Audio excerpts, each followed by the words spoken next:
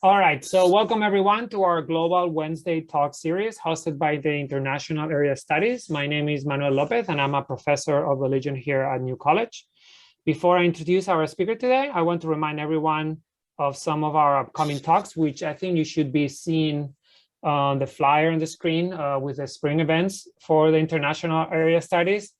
On the 24th, we have a career talk with alum Haley Greene McLean, who was a recipient of a Boren Scholarship and who is currently a graduate student at the Johns Hopkins University in their program in Nanjing, although she's, because of COVID, she's technically in Taiwan. Not the point right now, which should be particularly interesting to students, especially those students who are interested in an international career. On March 16, we have Dr. Tatiana Jadevich, who's given a talk on the Crimean Tatars and contemporary Ukrainian cultural discourse from other to brother, which seems particularly relevant given the current political tensions in Ukraine. And we're going to try to actually live stream that talk via YouTube, our International Area Studies YouTube channel. And finally, on April the 20th, we will hold an International and Area Studies thesis student panel in which students who are part of our area of concentration will introduce their senior thesis. So that's in terms of like keeping an eye on the events that we're organizing.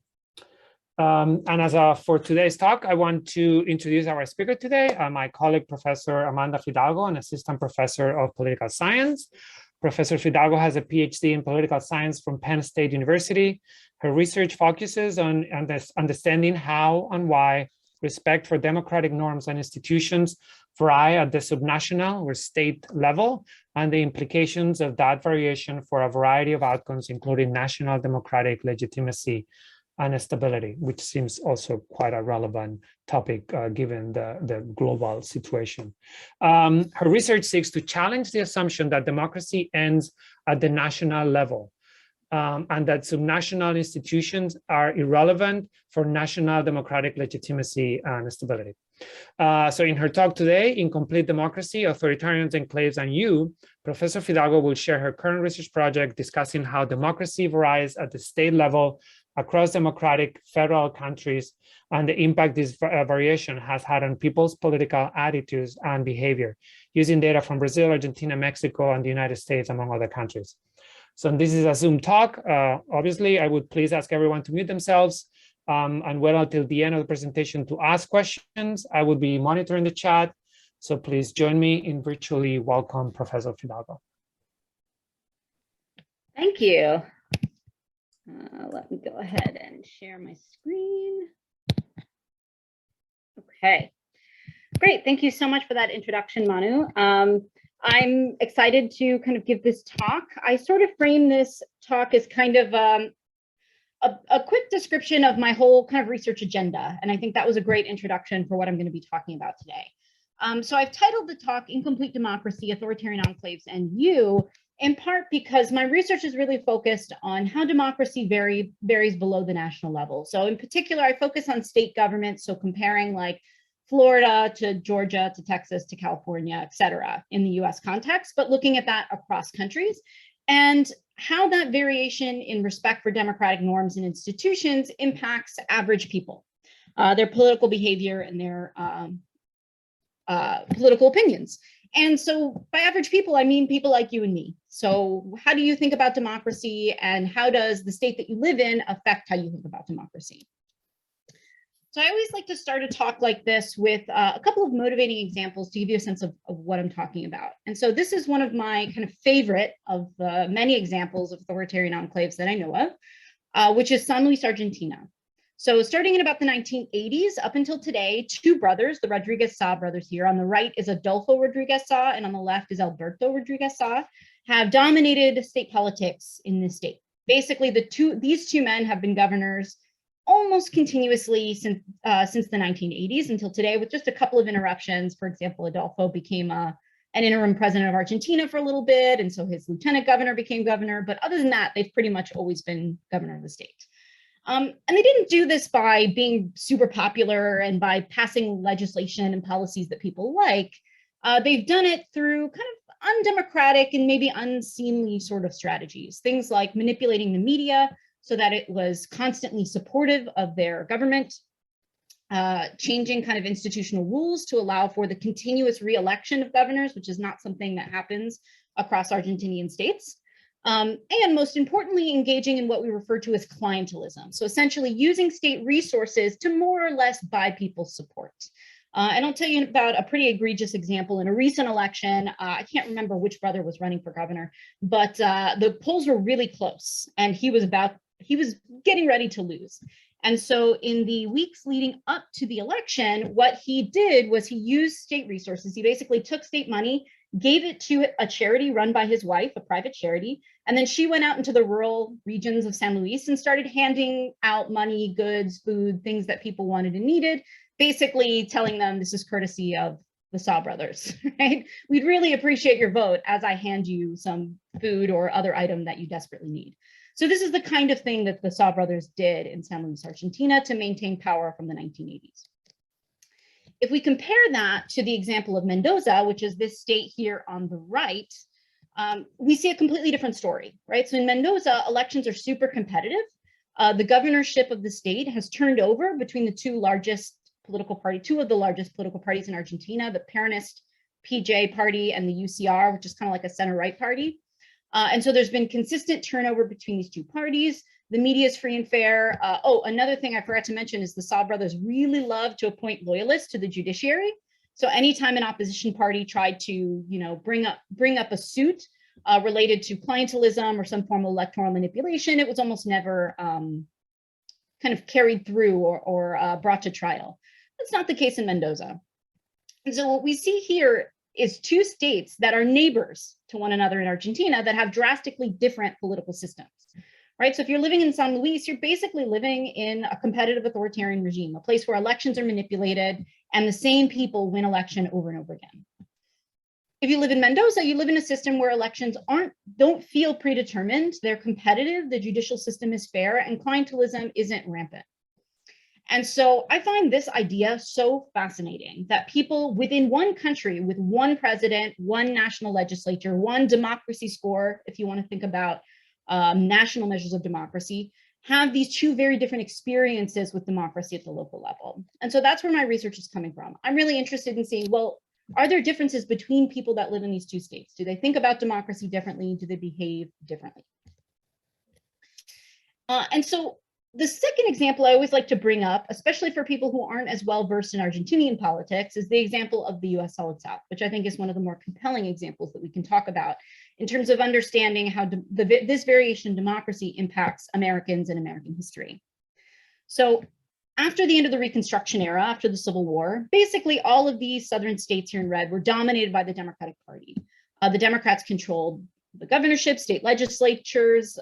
They sent mostly other Democrats to Congress.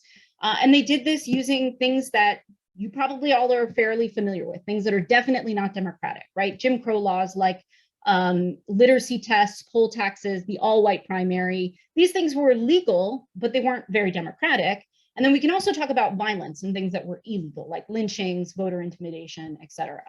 And so people living in the United States during the period of the Solid South were having very different experiences with American democracy, depending on whether you were living in the South or the Northeast or other parts of the country, and based on your race and whether you were able to vote and participate fully in American democracy. So really what my research is doing is trying to push back on this overemphasis on nation states. As political scientists, I think legitimately, we have an interest and a concern with national levels of government and national levels of democracy. That is pretty important, right? But that's not the whole story. And as it turns out, democracy can vary below the national level. And I think that that's also really critical when we're trying to understand how people think and experience democracy on a day-to-day basis. So to give you kind of more of a formal understanding of what I'm studying, a subnational authoritarian enclave, or what I might call an SAE throughout the talk, we'll see how I feel, is often defined as kind of the unevenness of the territorial distribution of the practices and institutions of democracy within the nation state. So we see similar democratic institutions being applied differently across the country. This is really similar to what is often referred to as a competitive authoritarian or dominant party system. So these are systems of government in which incumbent parties essentially manipulate the electoral playing field to maintain power. So instead of the typical dictatorship that you might think about, where you have a strong man that has the military and he uses repression and he controls the country in that way, a competitive authoritarian or dominant party system is one where there are elections. Sometimes there are even opposition parties.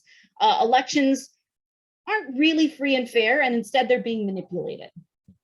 And so this is kind of what an authoritarian enclave is, with the one major exception, which is that an SAE exists within a national democratic system, which means that it has to adhere to certain national democratic norms, right? In an SAE, you can't march the army into the state capitol. You can't engage in widespread human rights abuse, right? You can't even engage in widespread electoral fraud necessarily, or the national government is going to step in and make changes in your state. And I'll talk a little bit about that later on. And so, for the most part, when we're talking about authoritarian enclaves, they use a variety of tactics to maintain power, which I like to kind of divide between legal and illegal. So legal things are like it says, things that are actually legal, like modifying electoral or primary rules, right? There's nothing right now in the United States to suggest that gerrymandering is illegal in most cases, except for certain states that have now passed laws against it. But right now, we don't have a federal law banning gerrymandering. It's a legal practice in most places. As are many other forms of electoral, of the manipulation of electoral institutions, which I can give you more examples if anybody's curious after the talk. But there's also illegal things that can be done. Things like electoral fraud, the manipulation of the media, which depending on how it's done can be legal or illegal, corruption, repression, outright vote buying, things like that. So I think it's important, before I dive into what my research is doing, to talk a little bit about what we already know about these authoritarian enclaves. We know quite a bit, right? I'm not the first person to research this topic, but I do think that I bring an interesting, unique perspective to it. The first thing that we really know is how and when these kinds of authoritarian enclaves form. And specifically, they tend to form during periods of national weakness, right? So you see the US Solid South form after the Reconstruction era, after the end of the Civil War. SAEs in Latin America, like those in Argentina and in Brazil, where I did some field work, really formed after the end of the military dictatorship. SAEs in Mexico formed after the Mexican Revolution, right? So we see periods of disruption at the national level leading to the formation of authoritarian enclaves, often because national governments often aren't strong enough to kind of democratize the entire country equally. Or on the other hand, sometimes they like national presidents or governments like having allies at the subnational level that they can depend on. Right, so I did some field work in Bahia, which is a state in the Brazilian Northeast, which was basically the entire Northeast region was dominated by political families from the Brazil's transition to democracy up until about 2007. And essentially, all of these families were allied with most of the Brazilian presidents prior to 2007. So prior to the election of President Lula da Silva, Brazilian presidents were allied with these kinds of families in the Brazilian Northeast. And so they actually liked having them there because it was a solid base of votes for the presidents and the president's parties. So the second and third questions here are slightly related. How do these SAEs stay in power and how do they democratize? So I think to understand how they stay in power, you've got to understand how they democratize. So SAEs end when the national government gets involved in one way, shape, or form. So in a country like Argentina, the national government, the Argentinian president, actually has the power to go in and remove a governor from power. And that's happened on numerous occasions. The national government has come in and removed a governor and held new elections. Obviously, that's not something that can happen everywhere, right? President Biden can't remove Ron DeSantis from power right now. That's not a power that American presidents have. So the other way that the national government gets involved is by supporting the opposition. So helping opposition parties overcome electoral manipulation. So Bahia here is a perfect example. So I mentioned Lula da Silva is elected president of Brazil. He's the leader of the Brazilian Workers' Party. And he becomes incredibly popular and the Brazilian Workers' Party begins to pick up steam. They have lots of resources, they're well organized. And after that presidential election, at the next kind of state level gubernatorial elections that occurred, they were able to kind of sweep through and help the Workers' Party in the Brazilian Northeast overcome electoral manipulation to win gubernatorial elections. So in Bahia, that's exactly what happened. The National Party and the national president helped overcome that electoral manipulation to democratize some of those states. So how do they avoid that kind of democratization? Well, they engage in something that a scholar in this area calls boundary control, right? They try to keep their conflict local. They try to minimize the ability of the opposition to gain access to national government and national resources. And they can do this in a lot of different ways, but some of the biggest are kind of controlling linkages between the national and subnational governments. So for example, in an SAE, they don't want to just manipulate elections for the governorship. They also want to manipulate who gets sent to the national legislature, right? So this was a key tactic of the US Solid South. Right, the Democratic Party didn't just control state governments, they also made sure that Democrats were sent to the US Senate. So anything that Congress wanted to do that might impact the power of the Democratic Party in the South was immediately blocked by a whole voting bloc of Southern Democrats. And that's something that has impacted Congress for a very, very long time, right? And so controlling those kinds of linkages helps an SAE stay in power. Okay, so if that's what we know, what don't we know, and where does my research come into play? So my research is really focused on understanding what happens to people living in one of these authoritarian enclaves, or how can we compare people that live in more and less democratic systems? What do they think about democracy and how do they behave? And so those are the two larger questions that I look at, which is how does this variation in subnational democracy affect attitudes about democracy? And I'm looking at how people define democracy, how they assess the performance of their democratic regime, and whether they support democracy. And how does variation in subnational democracy affect political behavior? And I've done some research on voting behavior, and I'm still working on some projects looking at protests and other forms of political behavior. I've only got some preliminary results there, so I'm not quite ready to present those.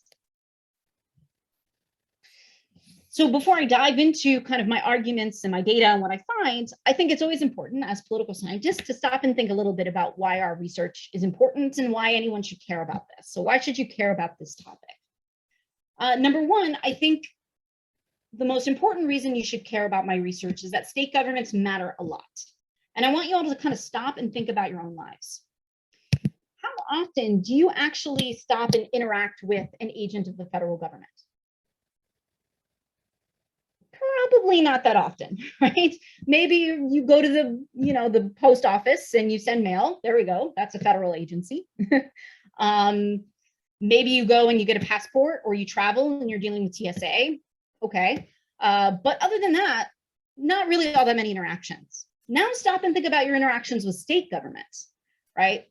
Chances are you interact with state government a lot more than you do national government. And actually, for those of you that are students here or employees here, that is definitely the case, as this is a state institution. I'm paid by the state of Florida. You all are paying tuition to the state of Florida. I'm a state employee, so you're interacting with state government on a regular basis. And so our state government has a big impact on how you live your life, right? I mean, you can see this in a lot of things that the state government in Florida is trying to do, like banning the teaching of critical race theory, right? They're trying to impact what you can learn, right? So state government is really important in our day-to-day lives. And we already know that where you live affects how you think and behave, right? So there's a lot of research looking at this at the national level, so trying to compare how people think about democracy across countries. And one thing I'm going to come back to and talk about again is that, for example, support for democracy tends to be higher in places like Vietnam and China than it is in a place like South Korea, right? So support for democracy is often higher in dictatorships than it is in democratic systems, because where you live really affects how you think and define democracy. The Chinese government often uses democratic and republican terms to describe themselves, and that often changes how people in China think and conceptualize democracy. They don't often do it correctly. And so they say they're supportive and satisfied with democracy when they don't really know what democracy is. And then you have people that live in actual democratic systems that aren't supportive and aren't satisfied with democracy, in part because they don't think their democratic system is living up to their expectations. And finally, I think it's really important to kind of get a sense that political beliefs and behaviors are really fundamental for a well-functioning democracy, right? When people don't participate, their voice no longer matters.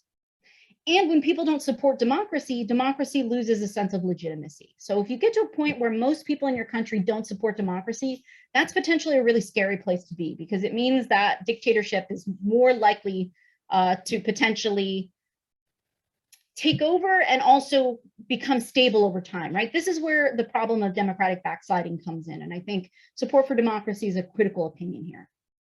And actually, I said finally, but this is the finally part. Variation in subnational democracy is not as unusual as you might think. There are lots of contemporary examples of authoritarian enclaves, but even states that vary in their respect for democracy. So let me talk about that in just a minute. So some nuts and bolts as I continue kind of talking about my own research. My research is mostly quantitative, using data and statistics, but fear not, for those of you who aren't super well versed in this, although there are quite a few of you in this audience who probably could follow along with a lot of my statistical discussion. I'm not going to focus on the statistics. I'm going to focus instead on kind of summarizing my findings and giving you some data visualizations and things like that. But to give you some nuts and bolts on where everything I'm going to discuss is coming from, I wanted to give you a sense of what my data looks like. And so first and foremost, my data depends on a measure of subnational democracy that I created. And so I created this measure using data from 12 federal democratic countries from 1980 to 2016. So these include developed and developing countries. Let's see if I can name all 12. This is always a bit of an exercise for me. So I've got the major ones in Latin America that are federal. So these are countries where state governments are constitutionally recognized and have a lot of independent authority. So Argentina, Brazil, Mexico, the US, Canada, Germany, Spain, Austria, Belgium, Australia, India, South Africa. Got them all. So those are the countries that I'm looking at. And then I've combined that with data from the World Value Survey, which if you've never used this survey or never looked at it, is a really cool data source. Every couple of years, they do a survey of almost every country in the world. And they ask a variety of questions that aren't all political. So they do ask questions about democracy and voting and attitudes, political opinions, but they also ask about things like questions gauging prejudice, questions about life satisfaction, financial satisfaction. So it's a really cool survey, regardless of whether you're interested in politics or not. So it's great for sociology students and other kinds of things. And so again, I'm going to kind of summarize my findings instead of going through all the specific statistics. But if at the end you have any specific questions, I'm happy to talk through anything that I do. So from a practical perspective, I know I've been talking about states as either democratic or not democratic. So they're either democratic or they're authoritarian. That's kind of an easy way to describe it, but what I actually do is a lot more nuanced than that. So instead, I think of countries as falling along, or not countries, states, I apologize, as falling along a spectrum from the least democratic to the most democratic. On the least democratic side, we have what are often called authoritarian enclaves, depending on who you ask. But in particular, I put authoritarian enclaves that use violence as some of the least democratic on the spectrum. So the Solid South is an example here. Another one is Santiago del Estero, which is a state in Argentina in which human rights abuses were fairly commonplace in terms of maintaining the authoritarian enclave. So these are kind of the least democratic. On the most democratic side, I have Mendoza, which is the state that the democratic example that I started with at the beginning. But another example is Rio Grande do Sul, which is a state where I did some field work. And I think this state is really cool because it is so elections here are so competitive that no one has ever won re-election to the governorship. So basically every governor has tried to be reelected and no one has succeeded. So elections are super competitive and there's tons of turnover. So this is one of the most democratic states. If you're curious, I think that US states fall kind of along this end of the spectrum, right? Where most of them are pretty much democratic. I wouldn't call any single US state right now a subnational authoritarian enclave, but I do think that there is variation among American states, in particular with recent efforts to change voting rules in order to advantage one party over another and engaging in gerrymandering. And I should emphasize that both parties do this. I know there's a lot of talk about the Republican Party doing this in places like Texas and Georgia, but gerrymandering also happens in places like New York and Maryland. So both parties do this kind of thing, and it's becoming more and more prevalent. So, so there are some states that are less democratic and less competitive than others, but because most US states don't engage in corruption, there's not a lot of corruption and clientelism, at least not to the same extent that you see in some of these examples in places like Latin America, India, South Africa. I don't necessarily consider them to be super undemocratic or on that sort of less democratic end of the spectrum. To give you a basic idea of what my data kind of looks like, I've got these two graphs here. So I want to emphasize one thing. So the darker the color, the more democratic the states. But it's not really useful to look over at Brazil and to say, oh, look, all the states in Brazil are dark. So obviously Brazil has more democratic states. It's a little more nuanced than that, in the sense that we really need to be focusing on how states compare to one another within countries. And so the big thing here to point out is the fact that enclaves that we know about appear light in color using my measures. So states like San Luis, which I talked about at the beginning, and Santiago del Estero, which I mentioned is an authoritarian enclave where violence has traditionally been used. Another interesting one is Santa Cruz, which has actually been run by the Kirchner family, which are two of the more recent presidents of Argentina, dominated the state and have for a very, very long time.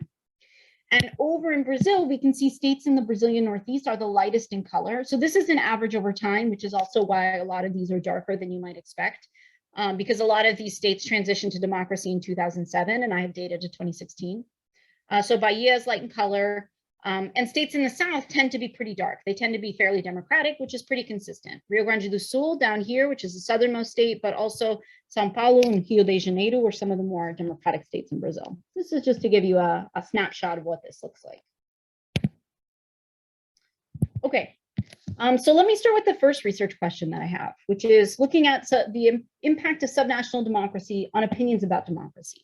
And in particular, focusing on definitions of democracy, government performance, satisfaction, and support for democracy. So I want to present a couple of my results here. So why do I think subnational democracy is going to matter for these kinds of opinions?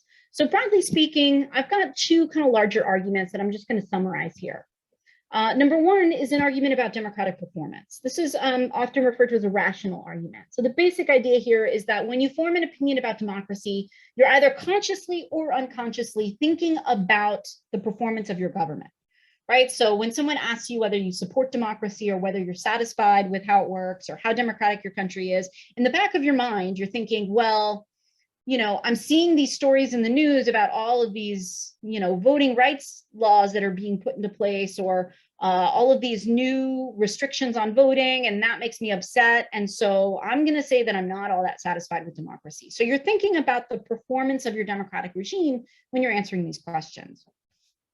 And so the basic argument here is that subnational democracy is going to impact how you think about government performance.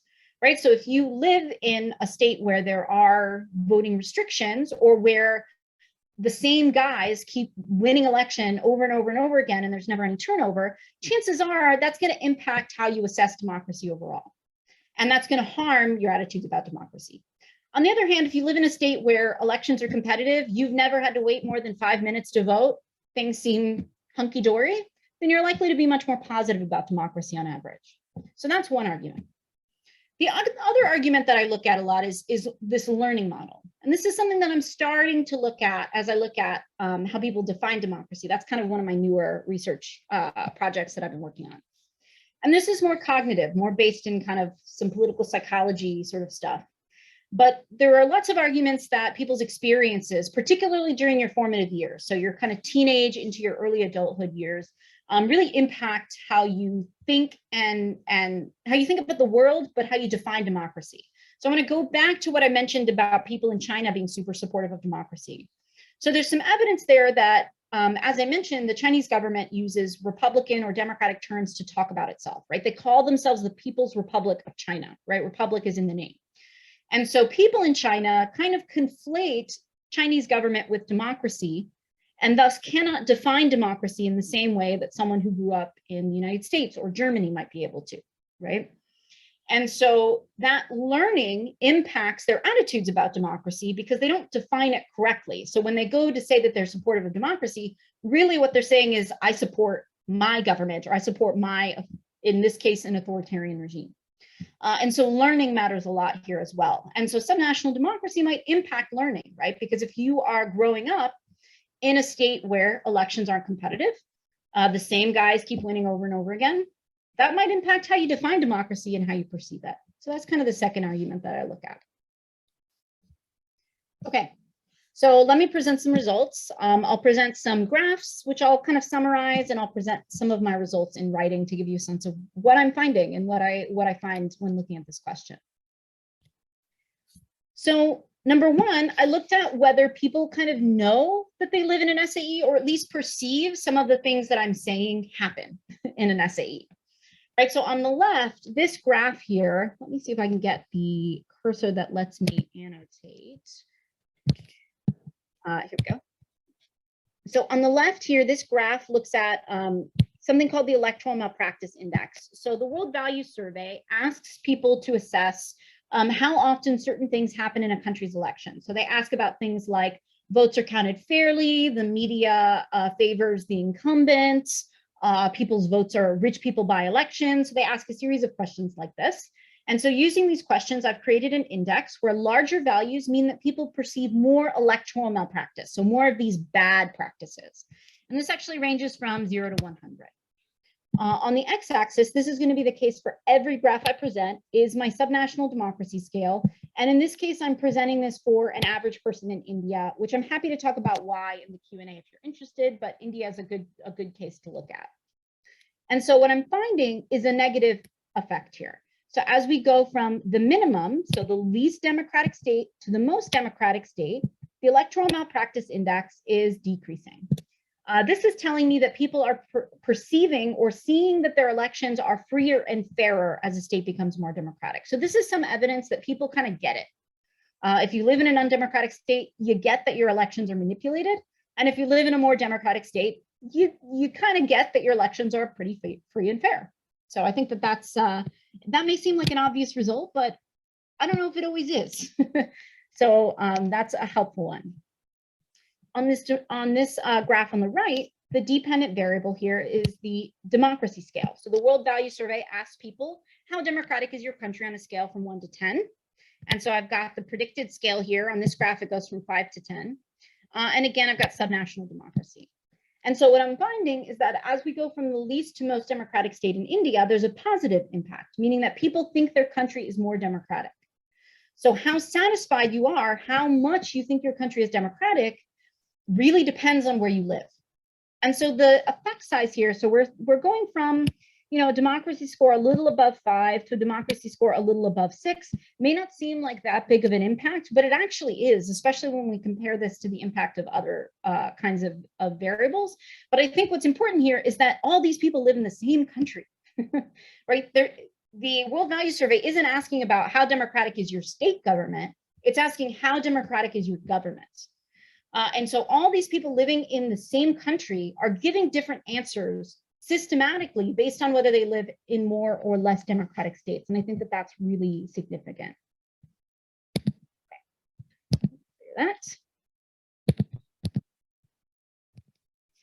The next graph, which I don't want to dive into too much because it's a little more complicated to read, but looks at a question that asks people whether they believe there is no respect, not much respect, fairly much respect, or a great deal of respect for human rights in their country. So it's a question about human rights performance.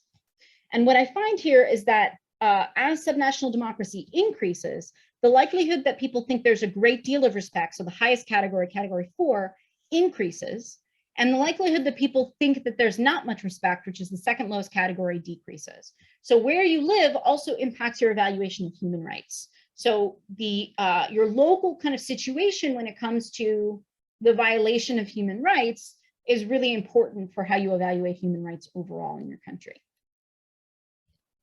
Okay, so that was looking at kind of evaluations of democratic performance and some ideas of satisfaction with democracy. So the next question I had was, how about support for democracy? Does it impact how people think about and support democracy? And so, okay, so this is a graph presenting my 3 measures of support for democracy. And I'm going to talk through this because I think it's actually interesting. to compare these different things. So the World Value Survey includes a couple questions that ask people whether different forms of government are a good way of governing the country on, I think it's a 0 to 10 scale or 1 to 10 scale. No, it's a 1 to 4 scale, whether one of these forms of government is a bad, very bad, good, or very good way of governing the country. And so it asks democracy, army rule, religious rule, or rule by experts are basically the 4 choices. And so I've used these questions to create 3 measures of whether people support democracy. So the blue bar here presents a proportion of individuals on the World Value Survey across these countries that say that democracy is good or very good way of governing the country. So one thing that you can notice here is that this is universally pretty high. So if we move our decimal place over 2 places, you get a percentage here. And so the highest here is in Spain with 96% of individuals saying they support democracy. And we've got a low, what's our low? South Africa at 81%. So pretty high across the board. The second red bar represents individuals who say that democracy is good or very good and rank it as good, if not better, than all the other authoritarian versions. So these are people that think democracy is better than army rule, religious rule, or rule by experts. So when I exclude people who like a form of dictatorship as much as, if not more than democracy, we see a big dip in how many people support democracy. So we're going from a high of 90 in Australia to 66%. If you look at the US, we're going from 84% to 52% based on this survey. So that's a pretty big drop. In a country like India, Mexico, South Africa, we're seeing these huge precipitous drops from 82% of people who say they like democracy to only 17% who like it as much, if not more, than these other forms of regime type. And finally, my final measure is whether people have a strict preference. So these are people that not only support democracy, but also reject authoritarianism. And so these people say that democracy is a good or very good way of governing the country, and also say that all 3 types of dictatorship are bad or very bad ways. So these are people that support democracy and reject authoritarianism. And here we see a precipitous decline, right? So in India, only 6%, or 0.06 is a proportion. So 6% of individuals support democracy and reject authoritarianism. Even in the US, we're seeing this decline to 36% of people on the World Value Survey support democracy and reject authoritarianism. So this is a pretty big dip. And so I know this is only 10, this is related to my research, but I think that this is a really interesting graph for helping us understand people's attitudes and their willingness to pay lip service to democracy without necessarily always supporting it outright over other kinds of regimes. And so what do I find when I look at the relationship between subnational democracy and support for democracy? First and foremost, I find that subnational democracy has a positive effect on all 3 ways of evaluating support for democracy. And I've got some percentages, some specifics here, but I think that that's not altogether that important. The important thing here is that subnational democracy matters, and it has an impact that's as significant as other things we know are important for people's opinions about support for democracy. Things like education, income, things like that. And this is really important because support for democracy is supposed to be an attitude that doesn't change all that much. It's supposed to be an attitude you often develop early in life, and you either support or don't support democracy in the long term. And what I'm finding here is that the level of democracy of your state is an important factor when determining how supportive you are of democracy. Okay, so I'm at 440, so I may skip over a little bit of this part. The main thing here, this is a newer project that I've been working on, looking at definitions of democracy. And so there are lots of different ways that people can potentially define democracy. The World Value Survey allows us to tap whether people have liberal notions of democracy. In particular, liberal notions of democracy focus on institutions like whether there are free and fair elections, but also the protection of human and civil rights, typically.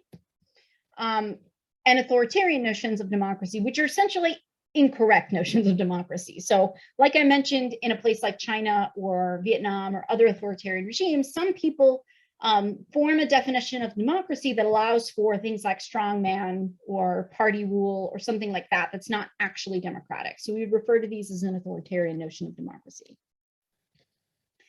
And so the World Value Survey asks people whether a variety of different things is an essential component of democracy.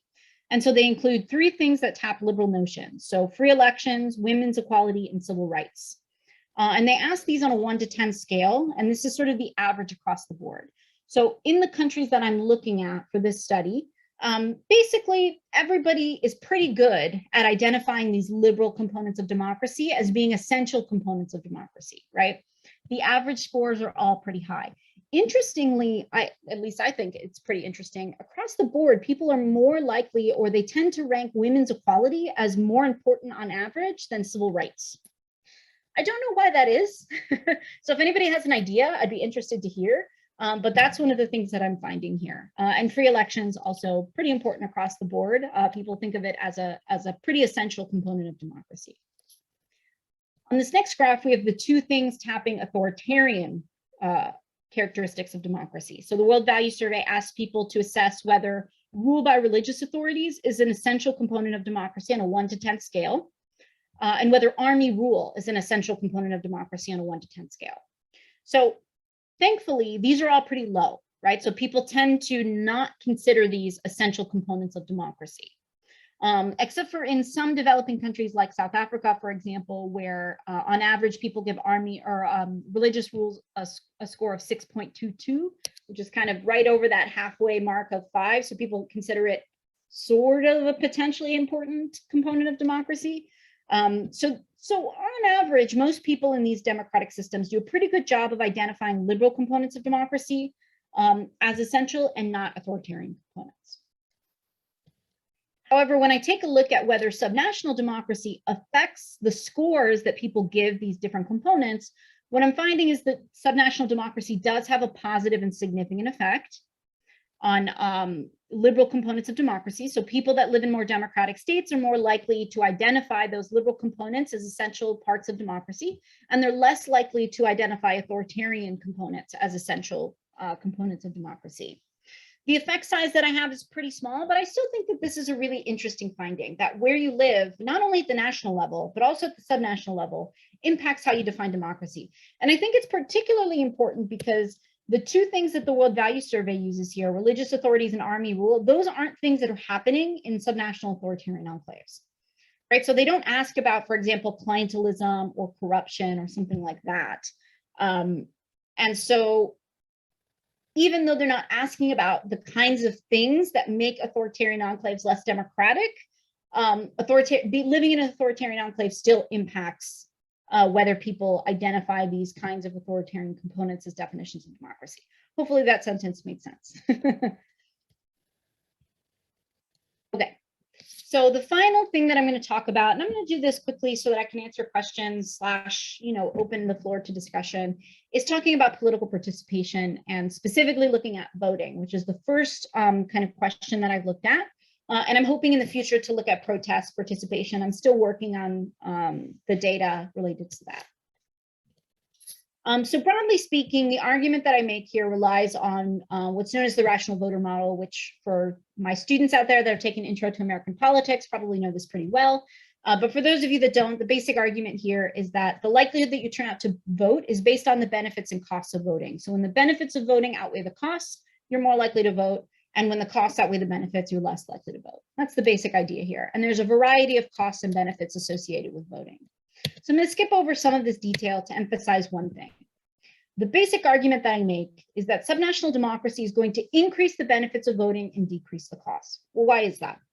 Well, number one, as a state becomes more democratic, we get more viable parties running in elections, right? So in San Luis, Argentina, basically the Rodriguez-Saw brothers win over and over and over again, and no opposition party is all that viable in being able to defeat them. And so when that's the case, if you don't like the Rodriguez-Saw brothers, you don't really get much benefit from turning out to vote, right? The party that you like is never going to win, so you're never going to get that sort of benefit. Additionally, you don't really think your vote is very meaningful, right? So when you live in a state where the same party or individual or family wins over and over again, you probably start to begin to think that your vote really doesn't matter. And so that probability that your vote is going to have any impact on the election is going to be pretty low in an authoritarian enclave. However, as the state becomes more democratic, your vote is going to become more meaningful. Finally, the final benefit here is this idea of civic duty related to voting. And there's some evidence that in countries where elections are manipulated, people actually don't vote as a form of protest. So there's not only no civic duty associated with voting, there's now a sense of civic duty associated with not voting. It becomes kind of a protest against the regime. And I think something like that could be happening at the subnational level, right? So if you live in San Luis and you don't like the Rodriguez Saab brothers and you know they win over and over again, you might not vote because you might think, well, what's the point? You know, my favorite party isn't going to win anyway. Or you might be thinking in your head, well, screw those guys. I'm not going to turn out to vote because I don't want to give them the satisfaction of even, you know, having me go out to the polls and turn out to vote, right? So that's another motivation there potentially. And finally, the costs of voting are likely to decrease as the state becomes more democratic because there's just going to be fewer attempts to manipulate elections, right? There's going to be fewer efforts like gerrymandering or other kinds of efforts that are designed to make it more challenging for some people to vote. And so I find support for this argument. So here, these two graphs, what they're presenting here is the probability or the likelihood that individuals say that they always vote in local elections on the left and national elections on the right. So the probability is a 0 to 1. If you move the decimal place over, you get a percentage. So 2 places, you get a percentage. The main thing here is I'm finding a positive and significant effect on both graphs. So as you go from the least to most democratic state in a country like Brazil, India in this case, the likelihood that you say you always vote in local and national elections increases a lot. So when it comes to local elections, we're going from about 41-42% to close to 95%, which is a huge increase. We're going from someone where it's like a coin flip, whether you say you always vote in a local election, to someone who basically always says, right, everybody says they always vote in elections. On the right-hand side, we've got, on the low end, there's only a 30% chance that you say you always vote in national elections to kind of 96 to 97% likelihood. So that's a really, really huge increase. So subnational democracy seems to have a potentially important impact on your likelihood of voting, or at least the likelihood that you report voting. And I'm happy to talk about that distinction in the Q&A if anybody's interested. Okay, so conclusion. Sorry, I've been talking for a really long time and I want to give other people the chance to ask questions or provide comments. So to just kind of conclude, what did I find? What do I do with my research? What I'm finding is that subnational democracy is an important component of understanding people's opinions about democracy and their ability to participate in the democratic process.